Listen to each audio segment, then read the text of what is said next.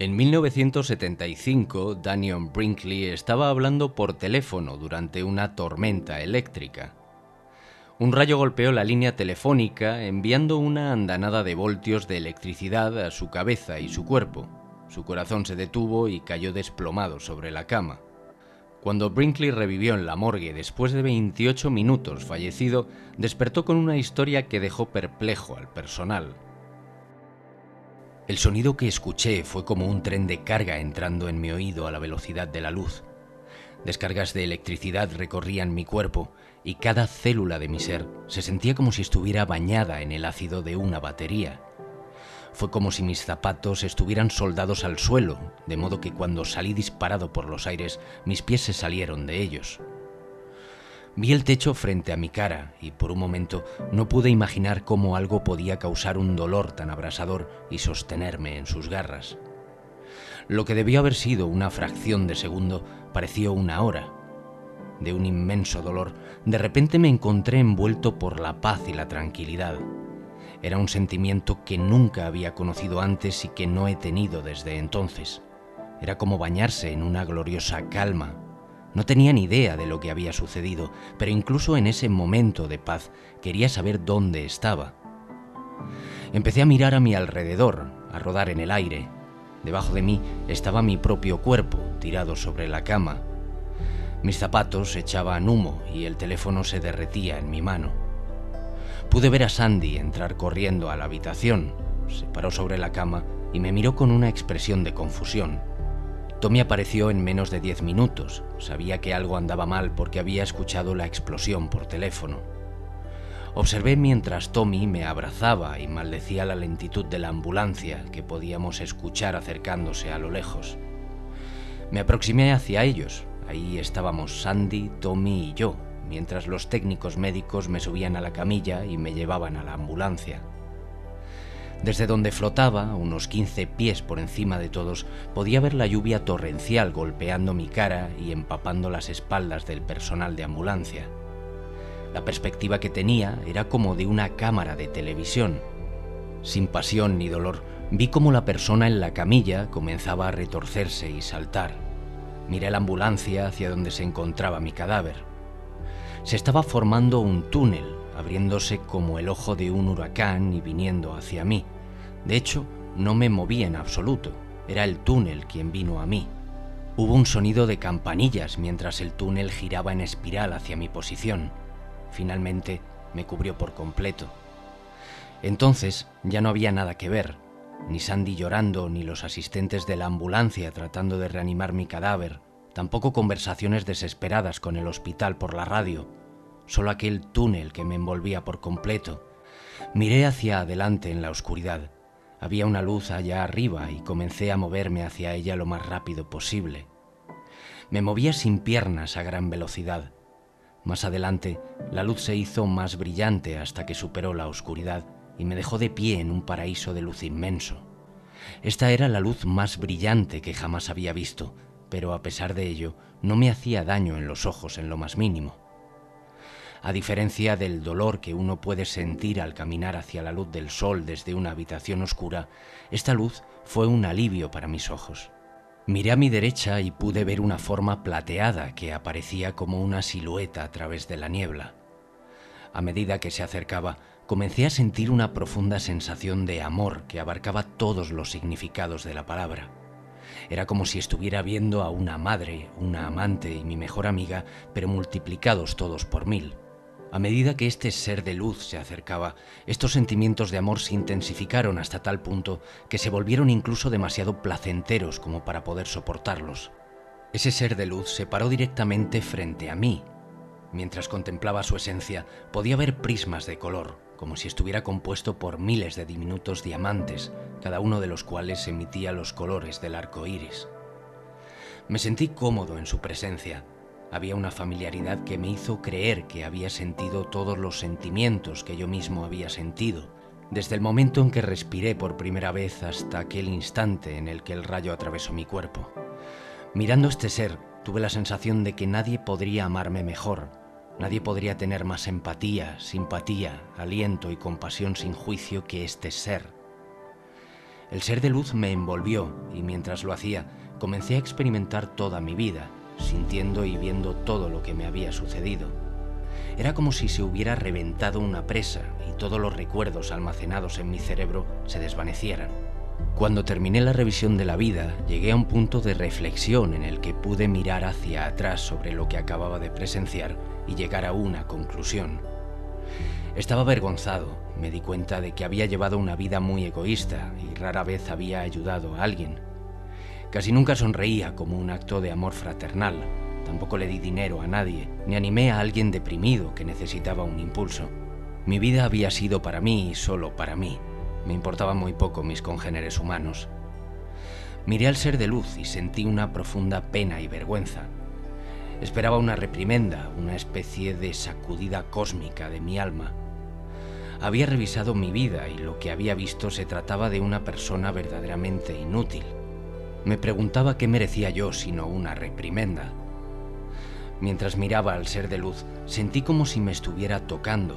A partir de ese contacto, sentí un amor y una alegría que solo pueden compararse con la compasión sin prejuicios que un abuelo siente por su nieto. El ser me dijo: «Quien eres tú es la diferencia que hace Dios, y esa diferencia es el amor». No hubo palabras reales pronunciadas, pero este pensamiento me fue comunicado a través de alguna forma de telepatía. Hasta el día de hoy no estoy seguro del significado exacto de esta frase críptica, pero eso es lo que me dijo. Nuevamente se me permitió un periodo de reflexión. Cuánto amor le había dado a la gente, cuánto amor les había quitado. De la revisión que acababa de hacer, pude ver que por cada buen evento en mi vida había 20 malos para sopesarlo. Si la culpa se midiera al peso, habría pesado por lo menos 300 kilos.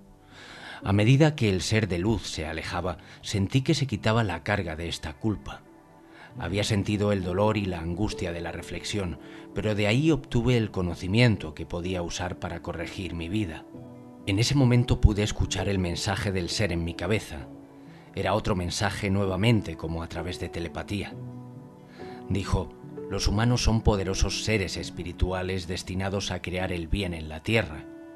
Este bien no suele lograrse en acciones audaces, sino en singulares actos de bondad entre las personas. Son las pequeñas cosas las que cuentan, porque son más espontáneas y muestran quién eres realmente». Estaba eufórico, ahora sabía el secreto simple para mejorar la humanidad. La cantidad de amor y buenos sentimientos que tienes al final de tu vida es igual al amor y los buenos sentimientos que das durante la vida. Era así de sencillo. Mi vida será mejor ahora que tengo el secreto, esto se lo dije a la luz. Fue entonces cuando me di cuenta de que no volvería, no tenía más vida para vivir. Me había caído un rayo, yo estaba muerto. Como pájaros sin alas, entramos en una ciudad de catedrales. Estas estaban hechas enteramente de una sustancia cristalina que brillaba con una luz poderosa desde adentro. Estaba asombrado. Este lugar tenía un poder que parecía pulsar a través del aire. Sabía que estaba en un lugar de aprendizaje. No estaba allí para presenciar mi vida o para ver qué valor había tenido. Estaba allí para ser instruido. Cuando entramos en la estructura, el ser de luz ya no estaba conmigo. Lo busqué a mi alrededor y no vi a nadie. Había filas de bancos que estaban alineados a lo largo de la habitación, y esa luz radiante que hacía que todo brillara y se sintiera como amor. Me senté en uno de aquellos bancos y miré alrededor de la habitación en busca de mi guía espiritual. Al momento siguiente, el espacio detrás del podio se llenó de seres de luz. Estaban frente a los bancos donde yo estaba sentado e irradiaban un brillo que era a la vez amable y sabio. Me senté en el banco y esperé. Lo que sucedió a continuación fue la parte más asombrosa de mi viaje espiritual. Pude contar los seres mientras estaban detrás del podio. Había 13 de ellos, de pie, hombro con hombro y estirados en el escenario. Yo también era consciente de otras cosas sobre ellos. Probablemente a través de alguna forma de telepatía conseguía esta información. Cada uno representaba una característica emocional y psicológica diferente que tenemos todos los humanos. Por ejemplo, uno de estos seres era intenso y apasionado, mientras que otro era artístico y emocional. Uno era audaz y enérgico, otro posesivo y leal. En términos humanos, era como si cada uno representara un signo diferente del zodiaco. En términos espirituales, estos seres iban mucho más allá de los signos del zodiaco como tal. Emanaban estas emociones de tal manera que podías sentirlas. Ahora más que nunca sabía que este era un lugar de aprendizaje. Estaría empapado en conocimiento, enseñado de una manera que nunca antes había tenido. No había libros ni memorización. En presencia de estos seres de luz me convertiría en conocimiento y sabría todo lo que era importante saber. Podría hacer cualquier pregunta y saber la respuesta. Era como ser una gota de agua bañada en el conocimiento del océano o un rayo de luz sabiendo lo que toda la luz sabe. Los seres vinieron a mí uno a la vez. A medida que cada uno se acercaba, una caja del tamaño de una cinta de vídeo salía de un cofre y se acercaba a mi cara. La primera vez que esto sucedió me estremecí, pensando que me iban a golpear. Pero un momento antes del impacto, la caja se abrió para revelar lo que parecía ser como una pequeña imagen de televisión de un evento mundial que aún estaba por suceder. Mientras observaba, me sentí atraído directamente a la imagen. Ahí es donde podía vivir los eventos. Esto sucedió 12 veces, y 12 veces estuve en medio de muchos eventos que sacudirían el mundo en el futuro. En ese momento no sabía que estos eran eventos futuros. Todo lo que sabía era que estaba viendo cosas de gran importancia y que me llegaban con tanta claridad como las noticias de la noche, con una gran diferencia. Estaba siendo guiado, navegando por aquella pantalla. Se convertirá en presidente un actor cuyas iniciales son RR y proyectará la imagen de ser un cowboy al resto del mundo. Poco después de su ECM, en 1975, Brinkley le dijo al Dr. Raymond Moody que tal vez esta persona era Robert Redford. Sin embargo, en 1981, Ronald Reagan entró a la presidencia. En 1986 ocurrirá una explosión nuclear de una estructura masiva de cemento, cerca de un río en la Unión Soviética. Cientos de personas morirán. Este desastre tiene algo que ver con la palabra ajenjo. La palabra rusa Chernóbil significa literalmente ajenjo, un tipo de planta. La explosión nuclear de la que Brinkley hablaba era el accidente que acaeció en el reactor nuclear el 26 de abril de 1986. La Unión Soviética colapsará debido a problemas económicos. El pueblo ruso perderá la fe en el comunismo. Ocurrirá una gran escasez de alimentos. La mafia rusa ganará mucho poder. El comunismo al estilo soviético morirá. El colapso de la Unión Soviética ocurrió en 1989 debido a problemas económicos que crearon una gran escasez de alimentos y una mayor influencia de la mafia. En 1990 se librará una gran guerra en el desierto. Los ejércitos correrán uno hacia el otro y se producirán explosiones como relámpagos. La operación militar estadounidense, llamada Tormenta del Desierto, ocurrió en 1990, donde el ejército estadounidense venció al ejército iraquí para ocupar Kuwait. Un ingeniero biológico de Medio Oriente encontrará una manera de alterar el ADN y utilizarlo en la fabricación de chips para computadoras. En 1998 se produjo un gran avance tecnológico cuando dos investigadores israelíes del Instituto de Tecnología del país descubrieron un proceso en el que se incorporan hebras de ADN a un componente electrónico en funcionamiento.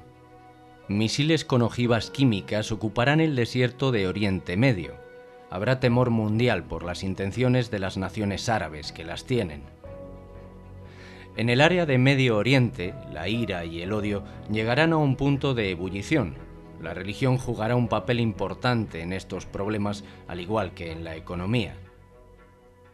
Un punto de interés es la advertencia que el ser de luz le dio a Brinkley, diciendo: si sigues lo que te han enseñado y sigues viviendo de la misma manera que has vivido los últimos 30 años, seguramente todo esto caerá sobre ti. Si cambias, puedes evitar lo que se avecina. Si sigues este dogma, el mundo para el año 2004 no será el mismo que ahora conoces, pero aún se puede cambiar, y tú puedes ayudar a hacerlo. Como colofón, Danion añadió lo siguiente: Dice, cuando terminaron estas visiones, tuve la sorprendente revelación de que estos seres estaban tratando desesperadamente de ayudarnos. No porque fuéramos tan buenos tipos, sino porque sin que nosotros avanzáramos espiritualmente aquí en la Tierra, no podrían tener éxito en su mundo. Uno de los seres me dijo, ustedes, los humanos, son verdaderamente los héroes. Los que van a la Tierra son héroes y heroínas, porque estáis haciendo algo que ningún otro ser espiritual tiene el coraje de hacer. Habéis ido a la Tierra para co-crear con Dios.